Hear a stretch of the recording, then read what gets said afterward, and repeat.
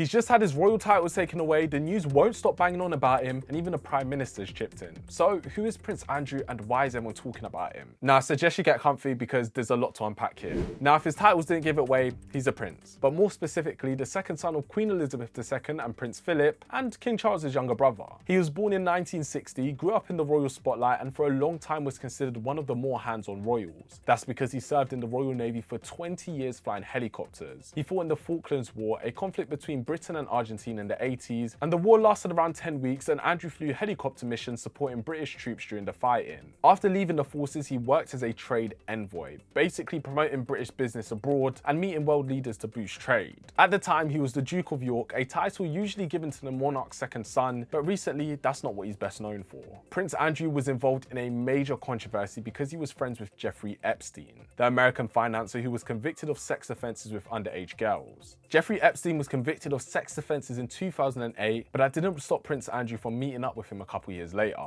The meeting was captured in a now famous photo of the two strolling through Central Park in New York. Accusations about Prince Andrew went public in 2014 after a woman claimed he sexually assaulted her when she was 17 in 2001. The media reported those claims from Virginia Giuffre in 2014 after her name and allegations appeared in US court documents that were unsealed during a legal case linked to Epstein. Now he's always denied the claims, but the damage to his reputation was massive.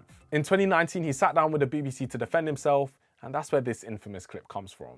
Peculiar medical condition, which is that I don't sweat, or I didn't sweat at the time. In January 2022, the Queen stripped him of his military titles and royal patronage, basically the charities he represented. And later that year, Prince Andrew settled with Virginia Giuffre out of court. Now, Giuffre filed a civil lawsuit against him. While how much money was paid isn't officially out there, some of that money went directly to Giuffre, and a lot of it was donated to a charity which supports survivors of sex trafficking. But more importantly, the settlement included no admission of wrongdoing. In a statement at the time, Prince Andrew expressed regret over his association with Jeffrey Epstein and gave his word to support the fight against sex trafficking.